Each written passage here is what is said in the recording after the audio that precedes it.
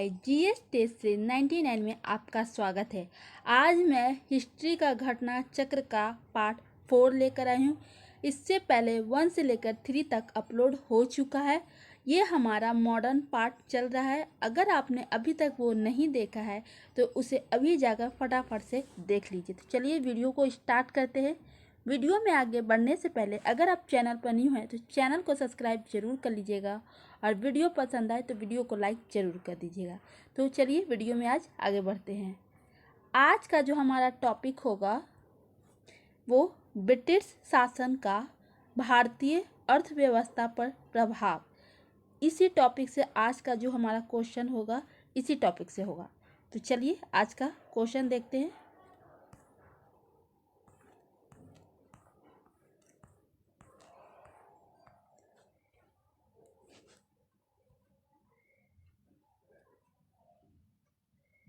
इसमें हमारा first question है, भारत में उपनिवेशी शासनकाल में होम चार्जेज भारत से संपत्ति दोहन का महत्वपूर्ण अंग थे।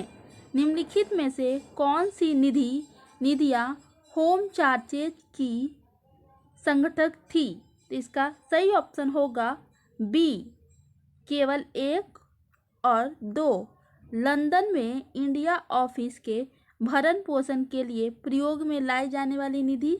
दूसरा है भारत में कार्यरत अंग्रेज कर्मचारियों के वेतन तथा पेंशन देने हेतु प्रयोग में लाई जाने वाली निधि। ठीक है,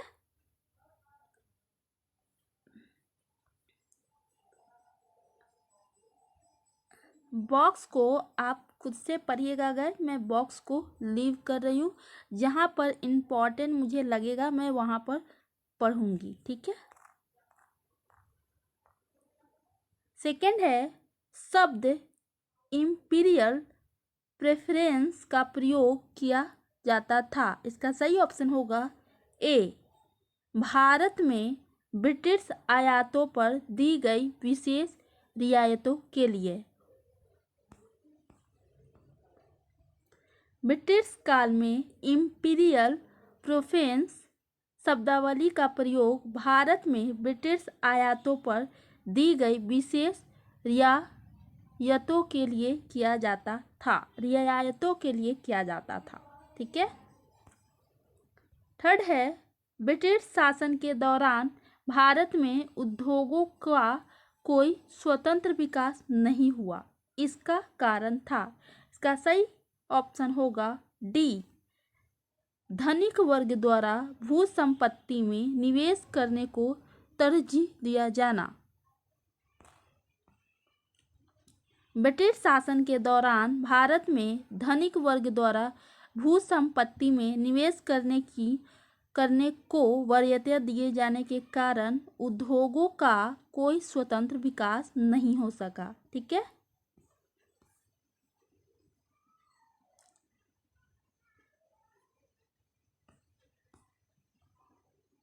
फोर्थ है,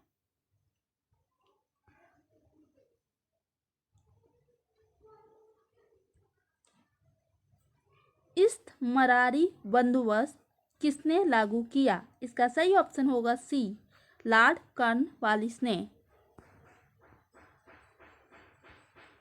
1793 ईस्वी में लॉर्ड कॉर्नवालिस ने भू राजस्व की अस्थायी बंदोबस्त प्रणाली का प्रारंभ किया। इसे इस्तमरारी, जागीरदारी, मालगुजारी एवं विस्वेदारी आदि भिन्न भिन्न नामों से भी जाना जाता है। यह व्यवस्था बंगाल, बिहार, उड़ीसा तथा उत्तर प्रदेश के वाराणसी तक के क्षेत्र में लागू थी। इसके अंतर्गत समूचे ब्रिटिश भारत के क्षेत्रफल का लगभग 19% हिस्सा शामिल था। इस व्यवस्था के अंतर्गत जमींदारों के एक नए वर्ग को भूस्वामी घोषित कर दिया गया, जिसे भूमि के लगान का 10/11 भाग कंपनी को देना था तथा 1/11 भाग अपनी सेवाओं के लिए अपने पास रखना था। अस्थायी बंदोबस्त के अंतर्गत जमींदार छोटे पूंजीपति भद्र नवाब थे। फिफ्थ है, किसके प्रशासन काल में अस्थायी बंदोबस्त प्रारंभ किया गया था? इसका सही ऑप्शन होगा बी, लॉर्ड कॉर्नवालिस। 6 है, अस्थायी बंदोबस्त किससे किया गया? इसका सही ऑप्शन होगा ए, जमींदारों से। ठीक है। 7 है, अस्थायी बंदोबस्त किसके साथ किया गया? का सही ऑप्शन होगा ए, जमींदारों के साथ।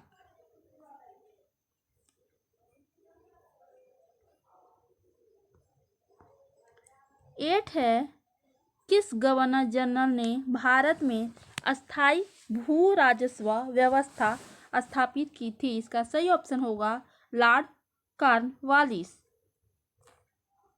9 है, लॉर्ड कॉर्नवालिस का अस्थायी बंदोबस्त लागू किया गया। इसका सही ऑप्शन होगा डी, 1793 ईस्वी में।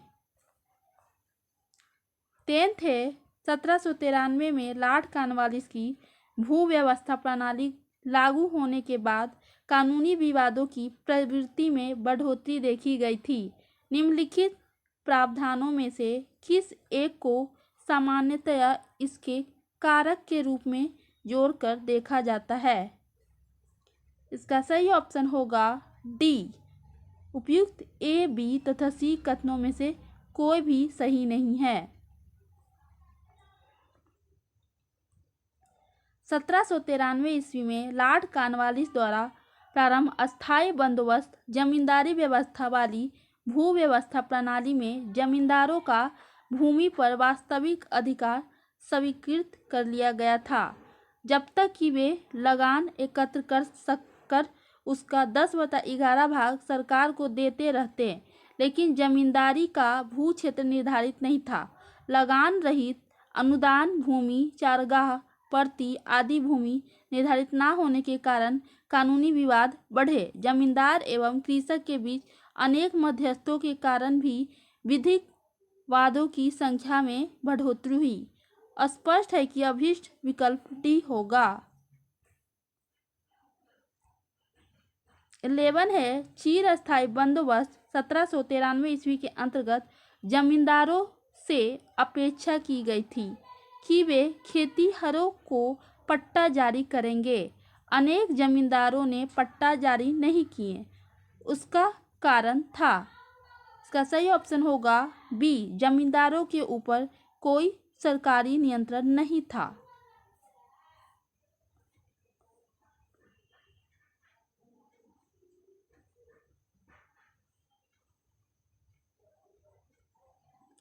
बिहार में परमानेंट सेटलमेंट लागू करने का कारण था।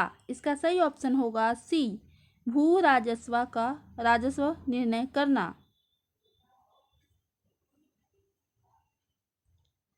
लॉर्ड कॉर्नवालिस के समय भू राजस्व व्यवस्था आरंभ में 10 वर्षीय व्यवस्था के रूप में 1790 ईस्वी में लागू की गई थी, जो 22 मार्च 1793 ईस्वी को परमानेंट सेटलमेंट अस्थायी बंदोबस्त के रूप में स्थापित हुई। इस व्यवस्था को बिहार में लागू करने का मुख्य कारण कंपनी के लिए भू राजस्व की एक निश्चित राशि तय करना था।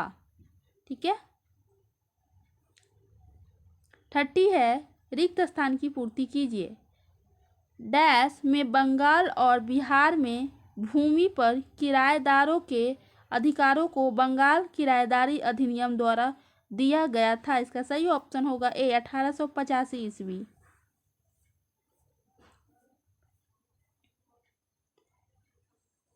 बीच बीच में मैं बॉक्स को लीव करूंगी गाइस, जहां मुझे लगेगा कि मुझे ये पढ़ना ज़रूरी नहीं है। तो अगर आपको पढ़ना हो तो आप वीडियो को पॉज करके इस बॉक्स को रीड कर लीजिएगा। ठीक है।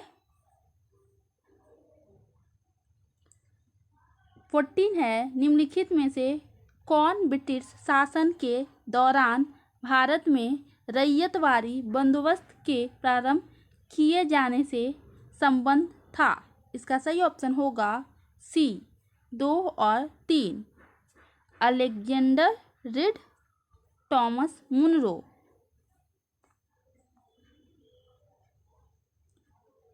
15 है भू राजस्व की अस्थायी बंदोबस्त एवं रैयतवारी प्रणाली क्रमशः शुरू की गई। इसका सही ऑप्शन होगा ए, बंगाल तथा मद्रास में। 60 है सर टॉमस मुनरो भू राजस्व बंदोबस्त से संबंध है। इसका सही ऑप्शन होगा सी, रैयतवारी बंदोबस्त। 17 है ब्रिटिश व्यवस्था में रैयतवारी भू राजस्व संग्रह प्रचलित था। इसका सही ऑप्शन होगा सी और डी, पश्चिमी भारत में और दक्षिण भारत में। 80 है मद्रास के रैयतवारी बंदोबस्त से कौन संबंधित रहा था। इसका सही ऑप्शन होगा मुनरो। 19 है रैयतवारी प्रथा प्रारंभ की थी। इसका सही ऑप्शन होगा ए, टॉमस मुनरो। 20 है अंग्रेजों ने रैयतवारी बंदोबस्त कहाँ लागू किया था। इसका सही ऑप्शन होगा मद्रास और बम्बई प्रेसिडेंसी में। 21 है अंग्रेजों ने रैयतवारी व्यवस्था सर्वप्रथम आरंभ की थी। इसका सही ऑप्शन होगा डी, मद्रास प्रेसिडेंसी में।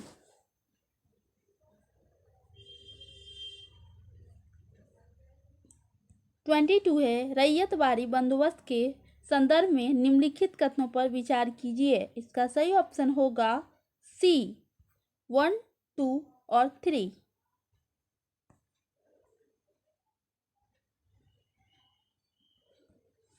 दक्षिण भारत में उत्तर भारत की तरह बड़े बड़े भूखंडों एवं बड़े जमींदारों के अभाव में रैयतवारी व्यवस्था को लागू किया गया। इस व्यवस्था का सूत्रपात कैप्टन रीड और टॉमस मुनरो ने किया था।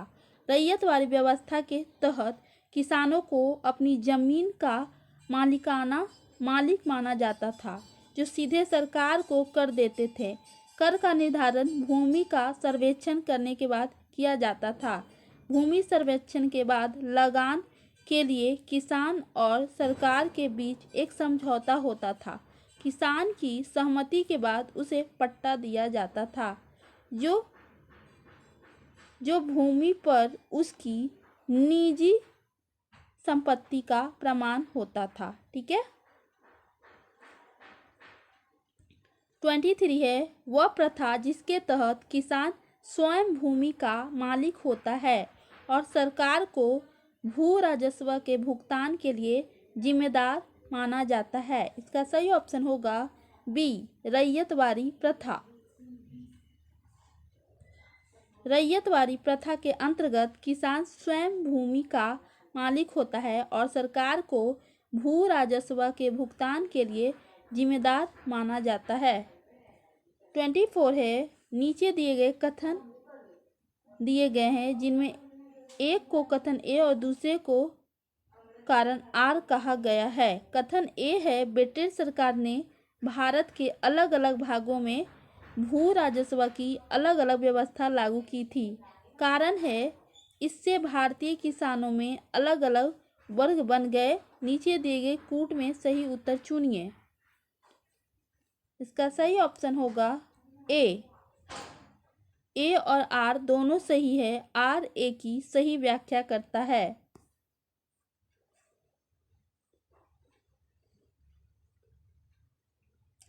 25 है पंजाब भूमि हस्तांतरण अधिनियम कब पारित किया गया। इसका सही ऑप्शन होगा सी,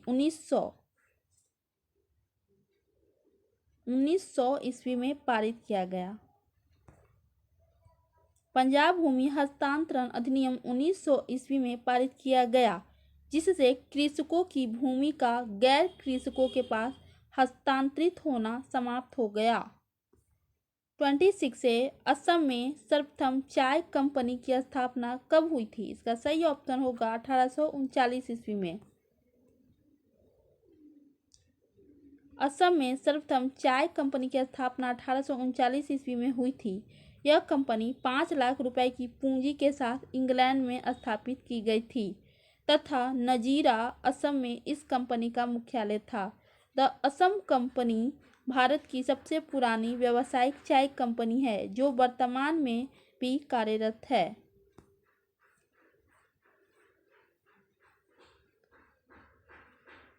27 है, सूची 1 को सूची 2 से सुमेलित कीजिए तथा सूचियों को नीचे दिए गए कूट से सही उत्तर चुनिए। इसका सही ऑप्शन होगा डी।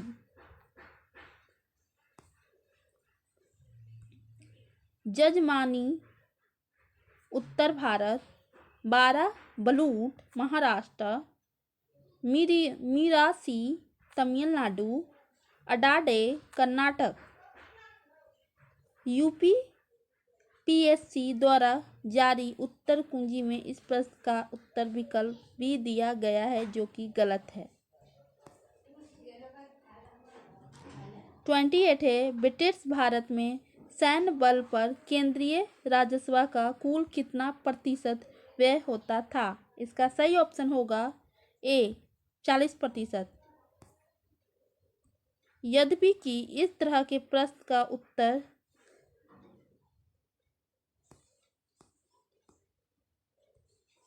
29 है, दादा भाई नौरोजी द्वारा प्रतिपादित अपव्यय सिद्धांत की सही परिभाषा नीचे के किस कथन में आती है। इसका सही ऑप्शन होगा बी। भारत की राष्ट्रीय संपदा का एक भाग अथवा कुल वार्षिक उत्पाद ब्रिटेन को निर्यात कर दिया जाता था, जिसके लिए भारत को कोई वास्तविक प्रतिफल नहीं मिलता था।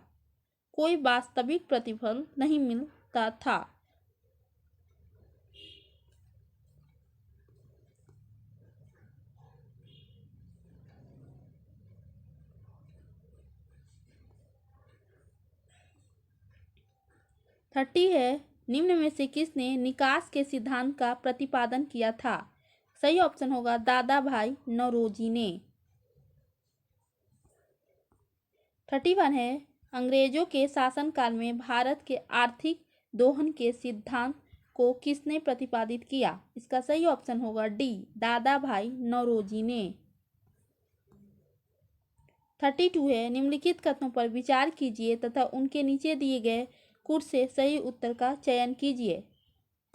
इसका सही ऑप्शन होगा ए और आर दोनों सही है तथा आर ए की सही व्याख्या है।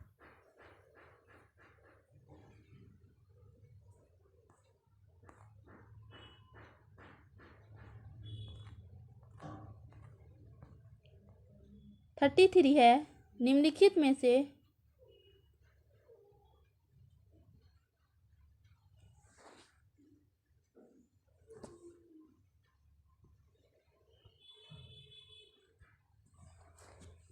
में से कौन भारत में उपनिवेशवाद का के आर्थिक आलोचक थे।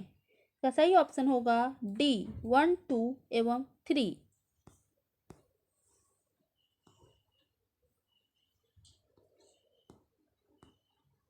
34 है, निम्नलिखित में से कौन दादा भाई नौरोजी के उत्सारण सिद्धांत में विश्वास नहीं करता था। इसका सही ऑप्शन होगा डी, सर सैयद अहमद खां।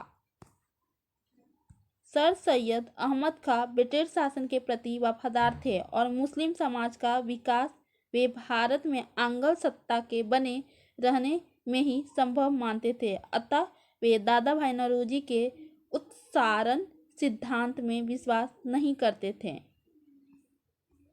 35 है, poverty and un-British rule in India नामक पुस्तक किस वर्ष प्रकाशित हुई। इसका सही ऑप्शन होगा बी 1901 ईस्वी में।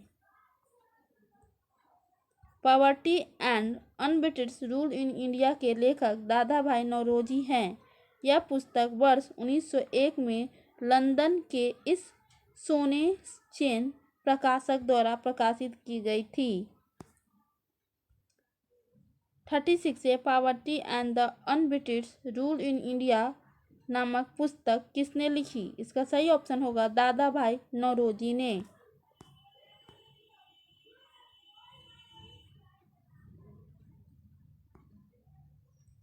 37 है, ब्रिटिश हाउस ऑफ कॉमन्स में चुने जाने वाले दादा भाई नौरोजी प्रथम भारतीय थे जिन्होंने इस दल के टिकट पर चुनाव लड़ा।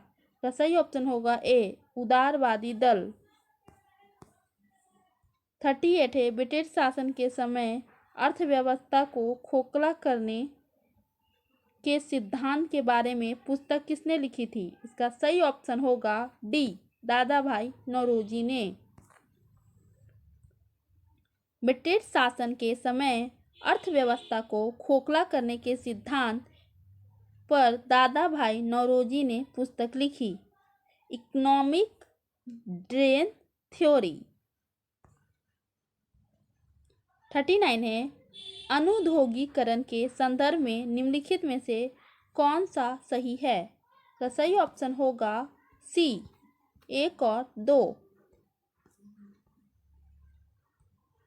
भारत में अनुद्योगीकरण की प्रक्रिया 1813 ईस्वी के चार्टर एक्ट द्वारा कंपनी का भारतीय व्यापार का एकाधिकार समाप्त करने से शुरू हुई। इससे ब्रिटेन की समस्त प्रजा को पूर्वी विश्व के साथ व्यापार की अनुमति प्राप्त हो गई।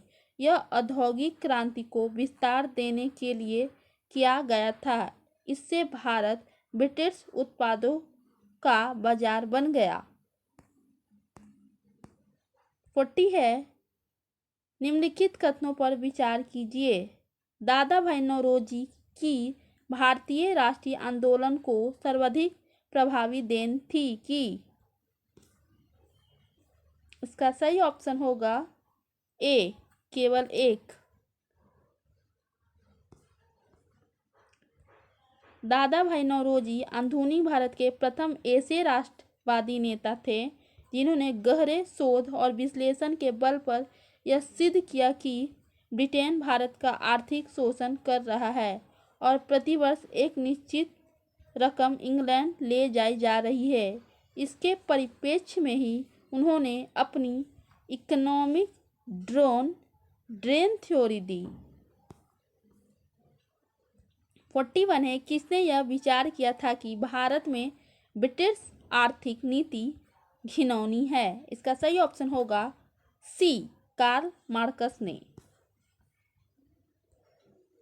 कार्ल मार्कस यह विचार व्यक्त किया था कि ब्रिटिश आर्थिक नीति घिनौनी है।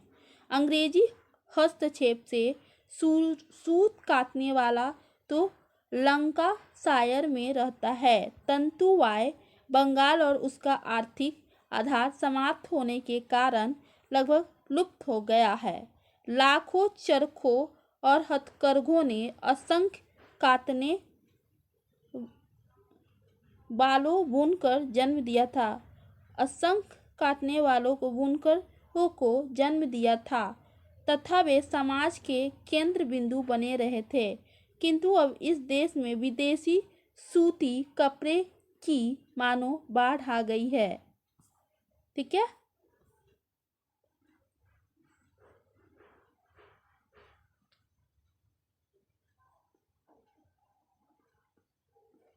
42 है,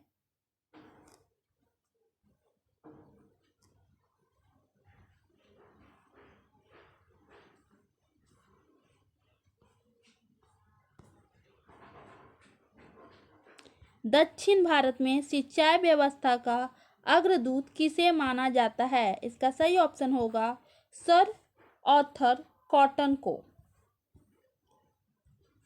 सर आर्थर कॉटन ब्रिटिश सिंचाई अभियंता थे। उन्होंने दक्षिण भारत राज्यों की सिंचाई व्यवस्था हेतु उल्लेखनीय कार्य किए, इसलिए सर आर्थर कॉटन को दक्षिण भारत में सिंचाई व्यवस्था का अग्रदूत माना जाता है। 43 है, भारत के इतिहास के संदर्भ में निम्नलिखित युग्मों पर विचार कीजिए। इसका सही ऑप्शन होगा बी केवल 2 और 3।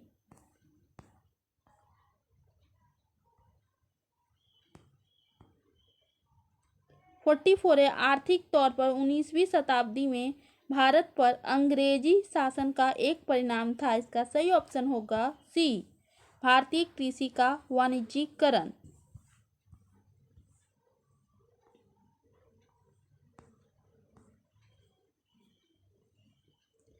45 है, निम्नलिखित में से कौन सा कथन औद्योगिक क्रांति के द्वारा 19वीं शताब्दी के पूर्वार्ध में भारत पर पड़े प्रभाव की सही व्याख्या करता है? इसका सही ऑप्शन होगा भारतीय दस्तकारी उद्योग नष्ट हो गए थे।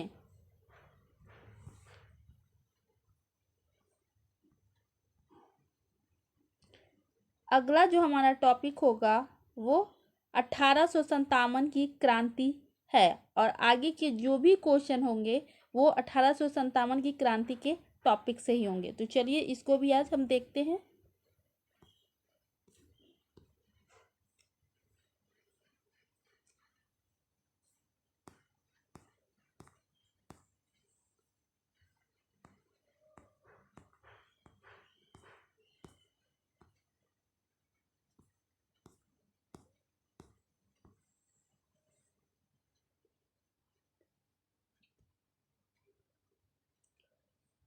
इसमें फर्स्ट क्वेश्चन है, अंग्रेजी भारतीय सेना में चर्बी वाले कारतूसों से चलने वाली एनफील्ड राइफल कब शामिल की गई? तो सही ऑप्शन होगा दिसंबर 1856 ईस्वी में। दिसंबर 1856 में सरकार ने पुराने लोहे वाली बंदूक ब्राउन बेस के स्थान पर नवीन एनफील्ड राइफल के प्रयोग का निर्णय लिया। इसका प्रशिक्षण डमडम, अंबाला और सियालकोट में दिया जाना था। इस नई राइफल में कारतूस के ऊपरी भाग को मुंह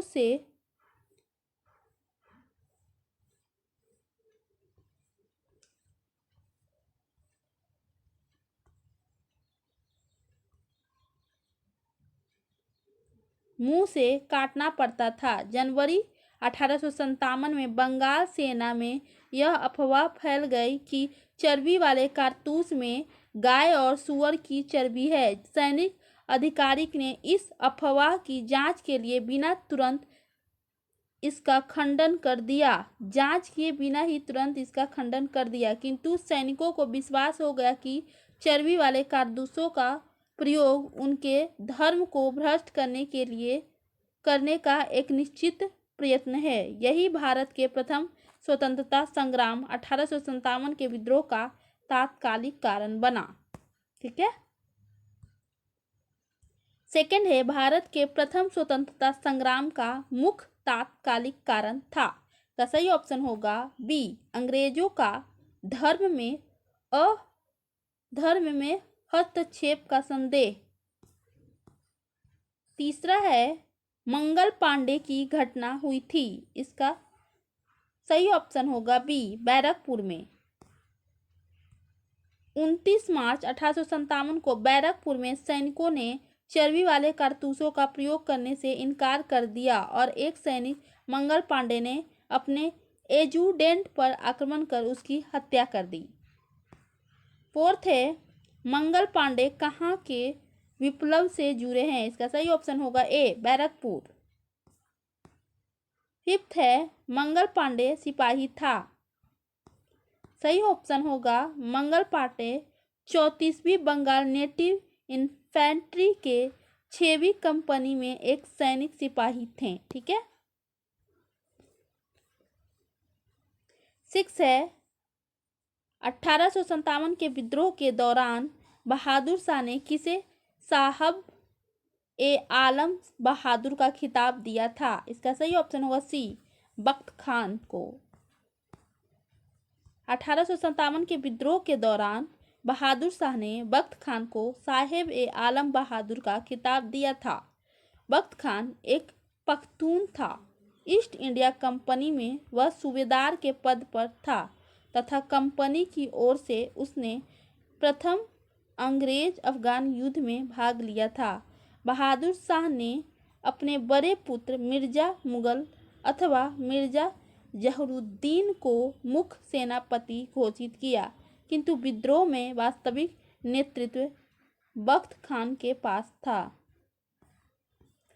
7 है, 1857 की क्रांति का प्रमुख कारण क्या था? इसका सही ऑप्शन होगा डी, ब्रिटिश साम्राज्य की नीति।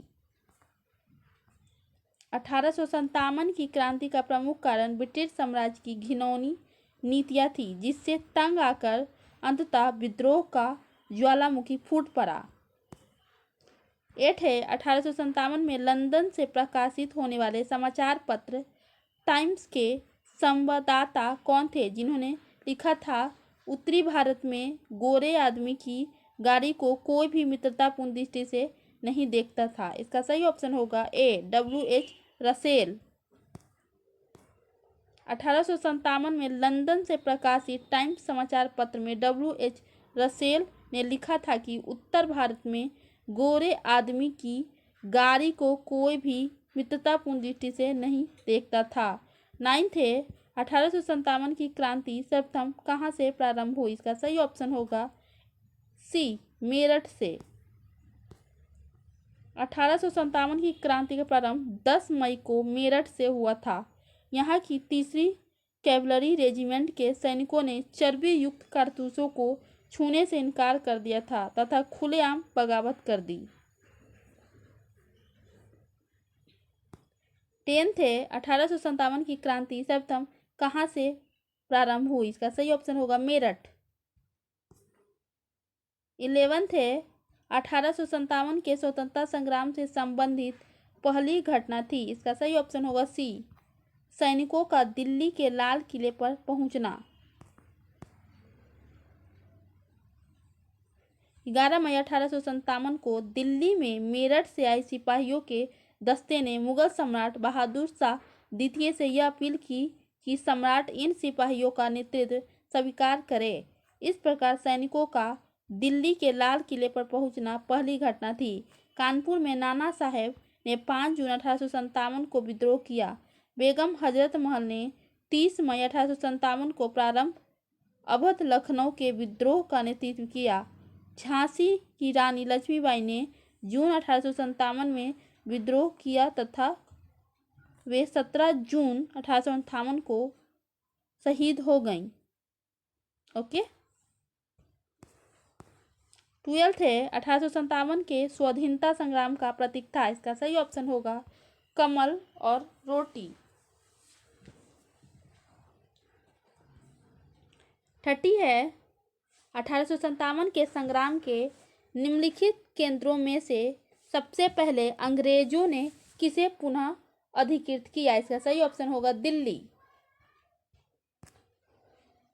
कैप्टन निकोलसन के नेतृत्व में 3 महीने की घेराबंदी के पश्चात 20 सितंबर 1857 को अंग्रेजों द्वारा दिल्ली की पुनः प्राप्ति कर ली गई। 14 है 1857 के स्वाधीनता संघर्ष की वीरांगना महारानी लक्ष्मीबाई की जन्मस्थली है वाराणसी। रानी लक्ष्मीबाई का मूल नाम मणिकर्णिका का जन्म 19 नवंबर 1835 ईस्वी को गोलघर में हुआ था जो वर्तमान में वाराणसी में है। 15 है 1857 के बरेली विद्रोह का नेता कौन था। इसका सही ऑप्शन होगा खान बहादुर।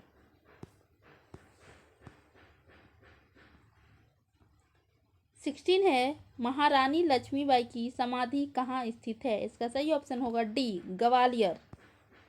महारानी लक्ष्मीबाई का जन्म वाराणसी में जबकि इनकी मृत्यु ग्वालियर में हुई थी। ग्वालियर में ही महारानी लक्ष्मीबाई की समाधि स्थित है। 17 है रानी लक्ष्मीबाई को अंतिम युद्ध में सामना करना पड़ा हुरोज से। किससे? हुरोज से।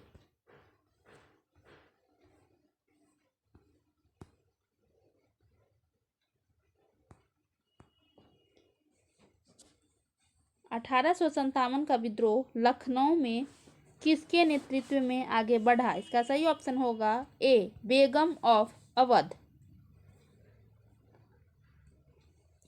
लखनऊ अवध में विद्रोह का प्रारंभ 30 मई 1857 को हुआ। विद्रोह का नेतृत्व बेगम हजरत महल बेगम ऑफ अवध ने किया। 19 है वह महिला जिन्होंने अवध में 1857 की क्रांति का नेतृत्व किया था। इसका सही ऑप्शन होगा डी बेगम हजरत महल। 20 है लखनऊ में 1857 के स्वतंत्रता संग्राम का नेतृत्व किसने किया था। इसका सही ऑप्शन है हजरत महल। 21 है निम्न में से कौन इलाहाबाद में 1857 के संग्राम का नेता था? इसका सही ऑप्शन होगा डी, मौलवी लियाकत अली।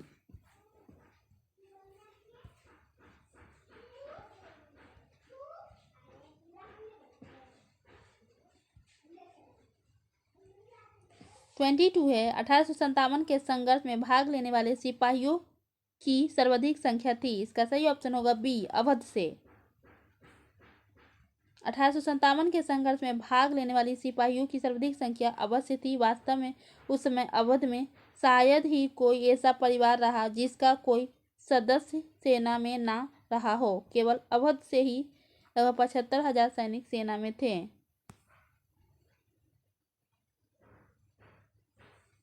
नाना साहब का कमांडर इन चीफ कौन था? इसका सही ऑप्शन है तात्या तोपे। कानपुर में 5 जून 1857 को नाना साहब को पेशवा मानकर स्वतंत्रता की घोषणा की गई। नाना साहब को सेनापति commander in chief Tatya Tope से बहुत सहायता मिली थी। 24 है, अजीमुल्ला खां सलाहकार थे नाना साहब के। 25 है, वर्ष 1857 के विद्रोह के संदर्भ में निम्नलिखित में से किसे उसके मित्र ने धोखा दिया तथा जिसे अंग्रेजों द्वारा बंदी बनाकर मार दिया गया? इसका सही ऑप्शन होगा डी, तात्या तोपे। तात्या तोपे द्वारा।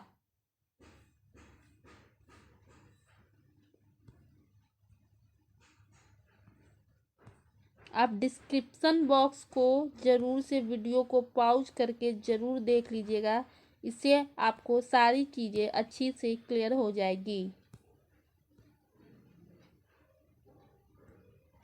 1857 के निम्नलिखित क्रांतिकारियों में से किसका वास्तविक नाम रामचंद्र पांडुरंग था? का सही ऑप्शन होगा बी, तात्या तोपे। 27 है, कुंवर सिंह 1857 के विद्रोह के एक प्रमुख नायक थे। वह निम्नलिखित में से किससे संबंध थे? इसका सही ऑप्शन होगा ए, बिहार।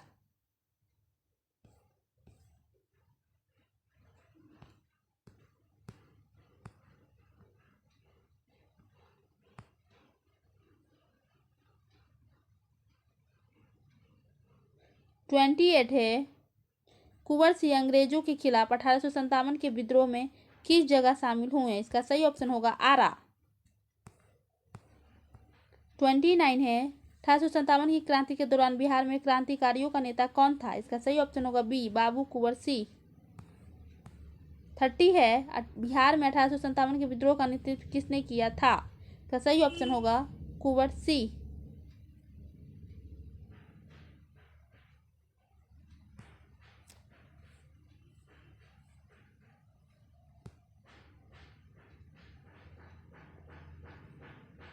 31 है, कुंवर सिंह ने 1857 के विद्रोह का नेतृत्व किस प्रांत से किया था? इसका सही ऑप्शन होगा बिहार।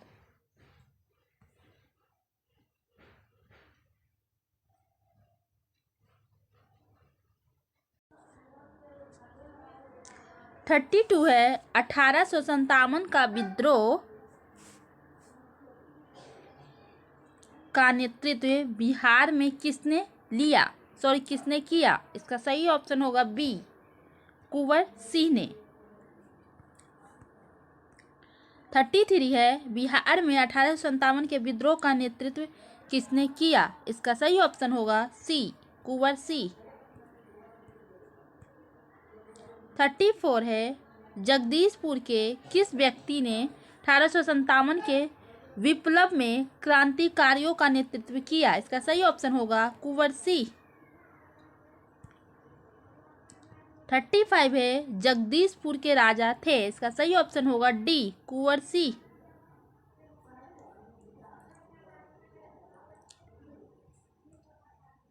36 है, पटना के 1857 के स्वतंत्रता संग्राम के नेता थे। का सही ऑप्शन होगा बी, राजपूत कुंवर सिंह।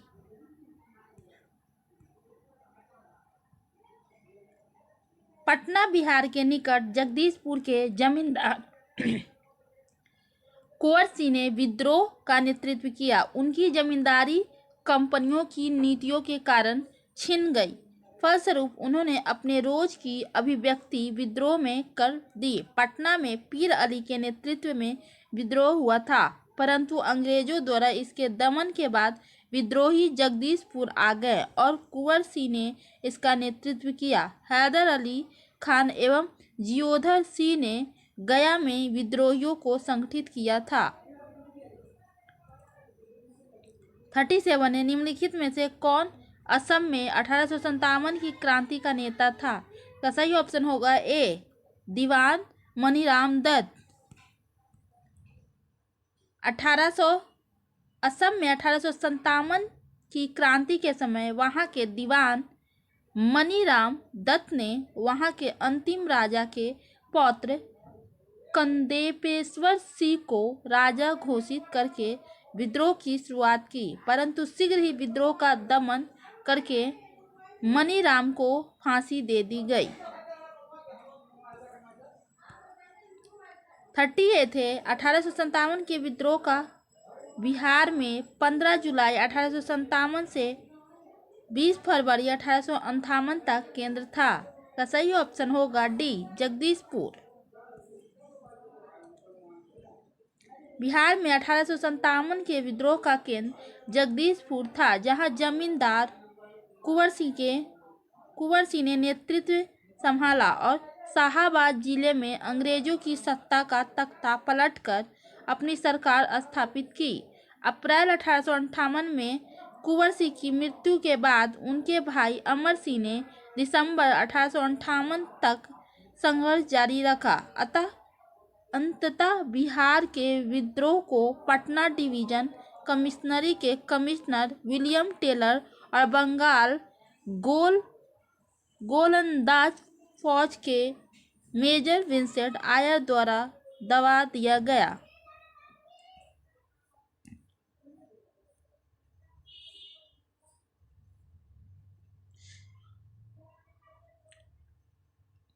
है 1857 की क्रांति में अंग्रेजों व जोधपुर की संयुक्त सेना को पराजित करने वाला था।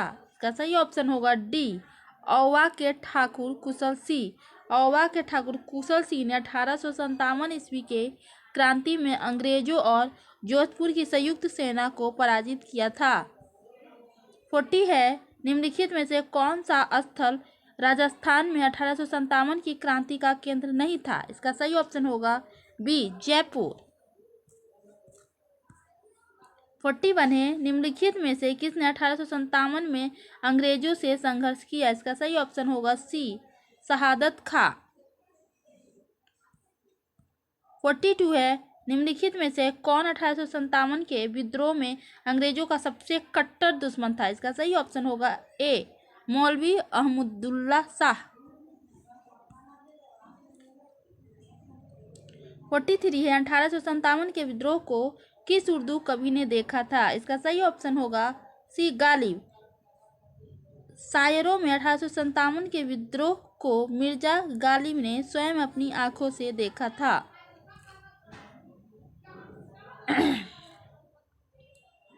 44 है, सुप्रसिद्ध उर्दू शायर मिर्जा गालिब का मूल निवास था। इसका सही ऑप्शन होगा ए आगरा। उर्दू शायर मिर्जा गालिब का जन्म 27 दिसंबर 1797 को आगरा में और मृत्यु 15 फरवरी 1869 को दिल्ली में हुई थी। आज़ादी की पहली लड़ाई 1857 में किसने भाग नहीं लिया? इसका सही ऑप्शन होगा डी भगत सिंह ने। भगत सिंह 1857 की आज़ादी की पहली लड़ाई में भाग नहीं लिया, जबकि रानी लक्ष्मीबाई, बहादुर शाह जफर एवं तात्या टोपे ने 1857 की लड़ाई में भारतीय जनमानस का नेतृत्व किया था। 46 1857 के विद्रोह के समय निम्नलिखित में से कौन सा संबंध नहीं था? इसका सही ऑप्शन होगा सी उधम सिंह। उधम सिंह 1857 के विद्रोह से संबंध नहीं है। ये पंजाब के क्रांतिकारी थे। जलियांवाला बाग हत्याकांड का बदला लेने के लिए इन्होंने पंजाब के गवर्नर रहे माइकल ओ डायर की लंदन में मार्च 1940 में हत्या कर दी, जिसके लिए इन्हें गिरफ्तार करके मृत्युदंड दे दिया गया। बेगम हजरत महल ने लखनऊ में, कुंवर सिंह ने बिहार में तथा मौलवी अहमदुल्ला ने फैजाबाद में 1857 के विद्रोह का नेतृत्व किया था। 47 है 1857 के स्वतंत्रता संग्राम में किस राजवंश ने अंग्रेजों की सर्वाधिक सहायता की? इसका सही ऑप्शन होगा ए ग्वालियर के सिंधिया।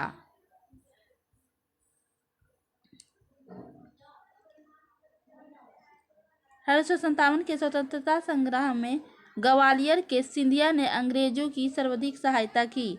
यूरोपीय इतिहासकारों ने ग्वालियर के मंत्री पर सर दिनकर राव और हैदराबाद के मंत्री सालार जंग की राजभक्ति की बहुत सराहना की है। संकट के समय कैनिंग ने कहा था कि यदि सिंधिया भी विदेश में सम्मिलित हो जाए तो मुझे कल ही बिस्तर गोल करना होगा।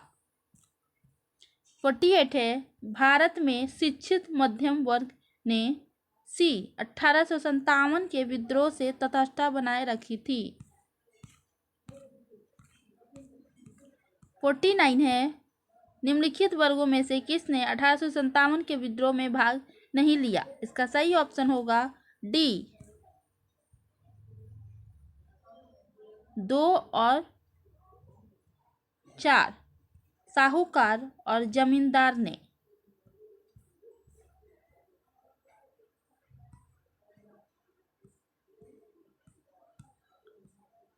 50 है निम्न में से कौन सा एक क्षेत्र 1857 के विद्रोह से प्रभावित नहीं था? इसका सही ऑप्शन होगा बी चित्तौड़। 1857 के विद्रोह से चित्तौड़ प्रभावित नहीं था, जबकि झांसी, जगदीशपुर, लखनऊ इस विद्रोह के केंद्र थे। इन केंद्र की अगुवाई क्रमशः रानी लक्ष्मीबाई, कुंवर सिंह, बेगम हजरत महल ने की थी। 51 है 1857 के विद्रोह से बिहार का कौन सा भाग अप्रभावित रहा? इसका सही ऑप्शन होगा मुंगेर।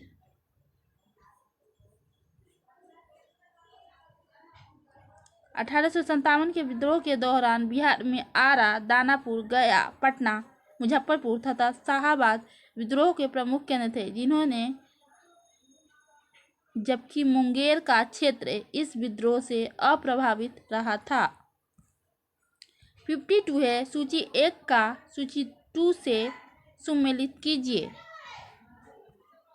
इसका सही ऑप्शन होगा सी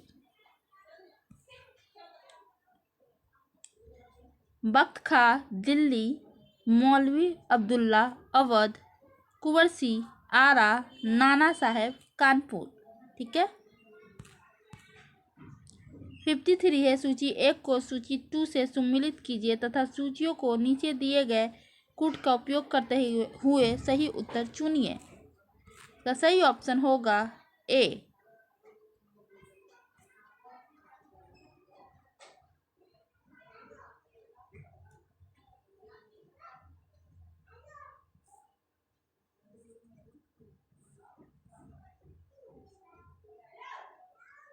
इनमें से किसने 1857 के विद्रोह में सक्रिय भाग लिया था? इसका सही ऑप्शन होगा ई उपयुक्त में से कोई नहीं, उपयुक्त में से एक से अधिक। ईस्ट इंडिया कंपनी के राजनीतिक, आर्थिक, सामाजिक तथा धार्मिक कारणों के फलस्वरूप 1857 का विद्रोह प्रारंभ हुआ। लखनऊ में इस विद्रोह का प्रारंभ जून 1857 में हुआ। यहाँ पर इस विद्रोह का नेतृत्व बेगम हजरत महल ने किया था। कानपुर में इस विद्रोह का नेतृत्व नाना साहेब के द्वारा तथा फैजाबाद में इस विद्रोह का नेतृत्व मौलवी अहमदुल्ला ने किया था, जबकि बहादुर शाह जफर अंतिम मुगल बादशाह की पत्नी बेगम जीनत महल ने अप्रत्यक्ष रूप से इस विद्रोह में भाग लिया था।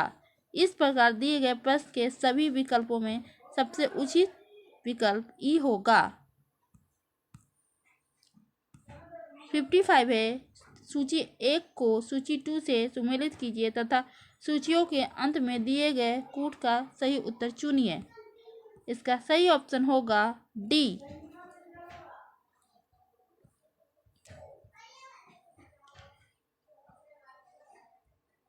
नाना साहेब कानपुर, नवाब हामिद अली खान दिल्ली, मौलवी अहमद उल्लाह लखनऊ, मनीराम दीवान, असम। 56 है, 1857 के विद्रोह के समय भारत का गवर्नर जनरल कौन था? इसका सही ऑप्शन होगा सी, लॉर्ड कैनिंग।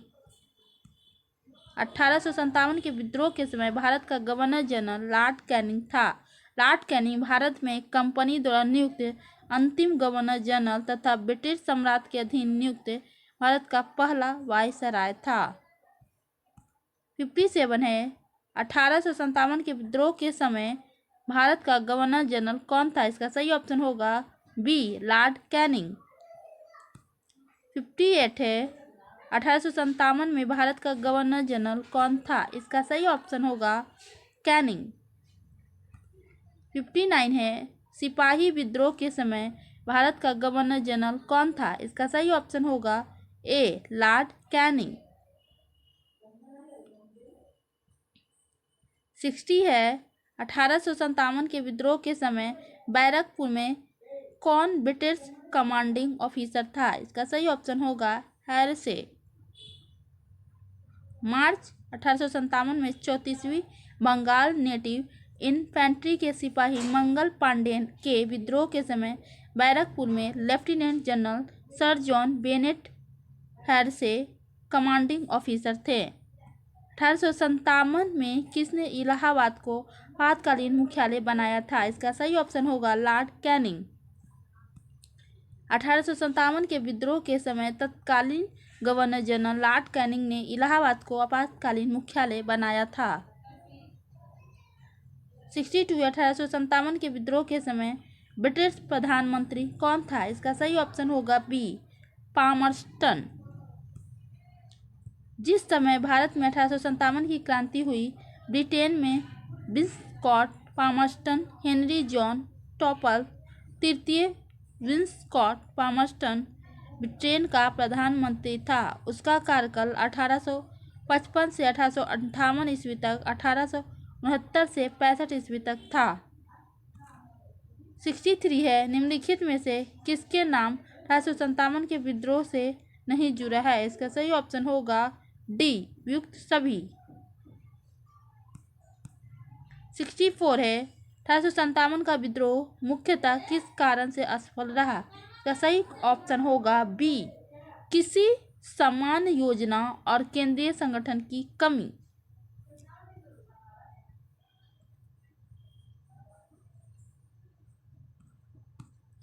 65 है, 1857 का प्रथम स्वतंत्रता संग्राम असफल हुआ क्योंकि डी, उपयुक्त में से सभी।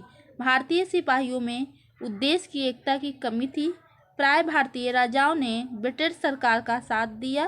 ब्रिटिश सिपाही कहीं अच्छे सुसज्जित तथा संगठित थे।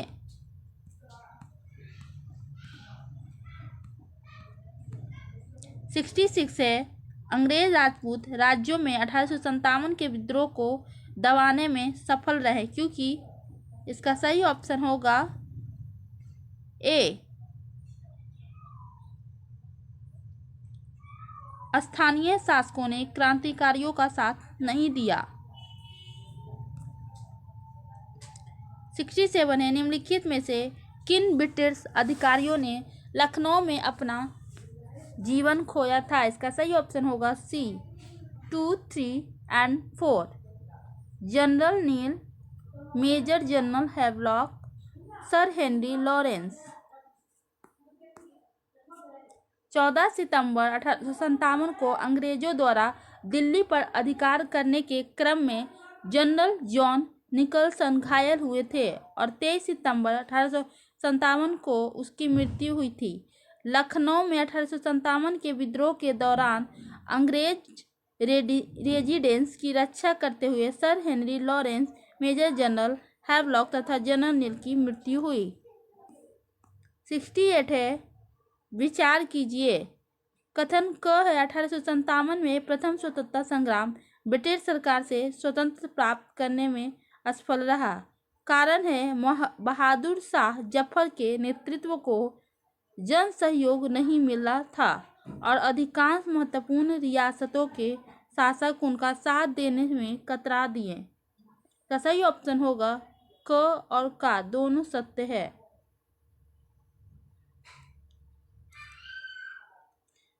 का सही स्पष्टीकरण है।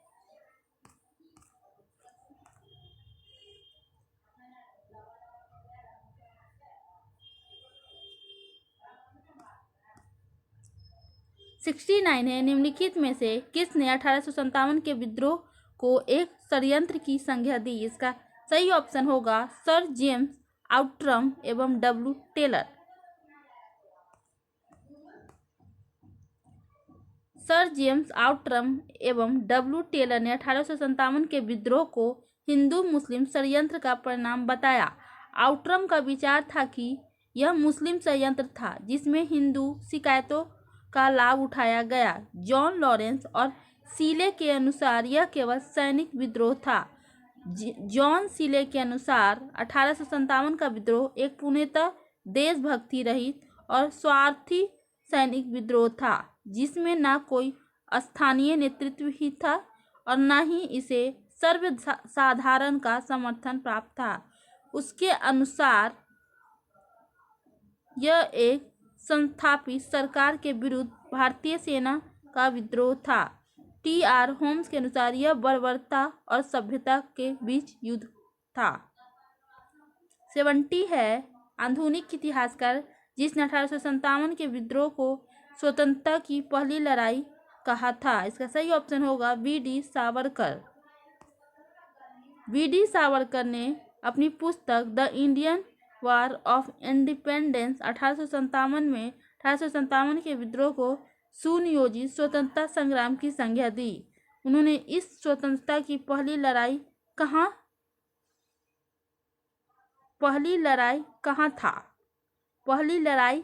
था? 71 है, 1857 के संग्राम को प्रथम स्वतंत्रता संग्राम का नाम किसने दिया? इसका सही ऑप्शन होगा सी, वी.डी. सावरकर ने।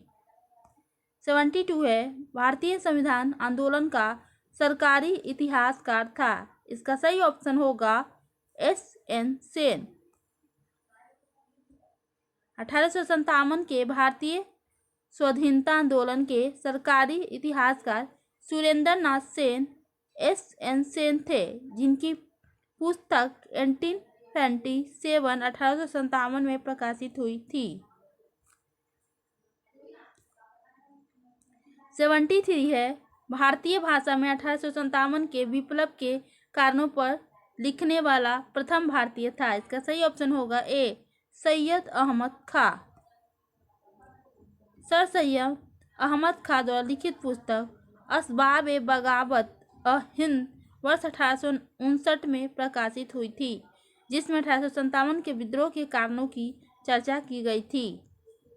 74 है, तथाकथित प्रथम राष्ट्रीय स्वतंत्रता संग्राम न प्रथम न राष्ट्रीय और न ही स्वतंत्रता संग्राम था। यह कथन संबंध है। इसका सही ऑप्शन होगा ए, आर.सी. मजूमदार से।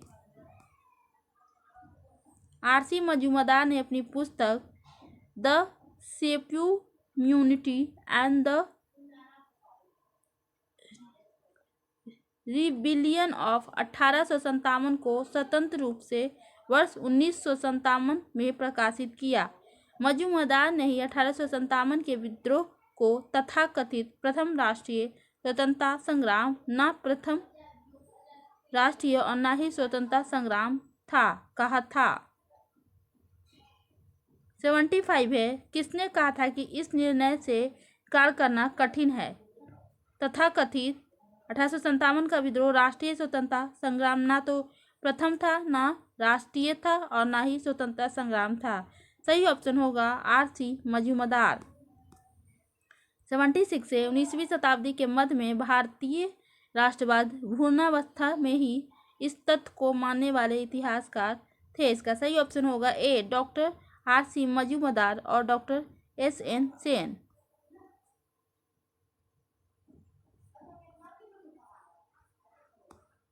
77 है, 1857 की क्रांति के बारे में निम्नलिखित में से कौन सी एक अवधारणा सही है?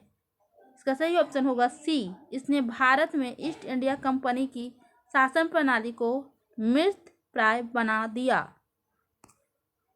1857 की क्रांति के परिणाम स्वरूप भारतीय शासन की बागडोर कंपनी के हाथों से निकलकर ब्रिटिश क्राउन के हाथों में चली गई तथा इसकी शासन प्रणाली में भी आमूलचूल परिवर्तन किया गया। अतः 1857 की क्रांति के संदर्भ में प्रश्नगत विकल्प सी अवधारणा ही सही है। 78 है, महारानी विक्टोरिया ने भारतीय प्रशासन को ब्रिटिश ताज के नियंत्रण में लेने की घोषणा कब की थी? इसका सही ऑप्शन होगा ए 1 नवंबर 1858 ईस्वी को। 1858 की क्रांति के दमन के पश्चात 1 नवंबर 1858 को महारानी विक्टोरिया ने भारतीय प्रशासन को ब्रिटिश ताज के नियंत्रण में लेने की घोषणा की। इस घोषणा के बाद भारत में कंपनी के शासन को समाप्त कर भारत को सीधे ब्रिटिश क्राउन के अधीन कर दिया गया। एक भारत मंत्री या सचिव तथा 15 सदस्यों वाली इंडियन काउंसिल की स्थापना की गई। तत्कालीन गवर्नर जनरल लॉर्ड कैनिंग को ही भारत का प्रथम वायसराय बनाया गया। 79 है, सामग्री विक्टोरिया ने 1858 की घोषणा में भारतीयों को बहुत सी चीजें दिए जाने का आश्वासन दिया था। निम्न आश्वासनों में कौन सा ब्रिटिश शासन ने पूरा किया था? इसका सही ऑप्शन होगा ए रियासतों को हड़पने की नीति समाप्त कर दी जाएगी।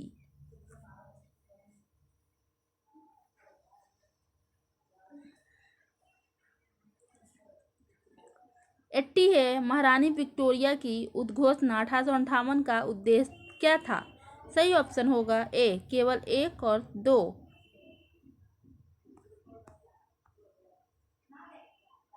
81 है, निम्नलिखित में कौन सा आयोग 1857 के विद्रोह के दमन के बाद भारतीय फौज के नव संगठन से संबंधित है? इसका सही ऑप्शन होगा पीला आयोग।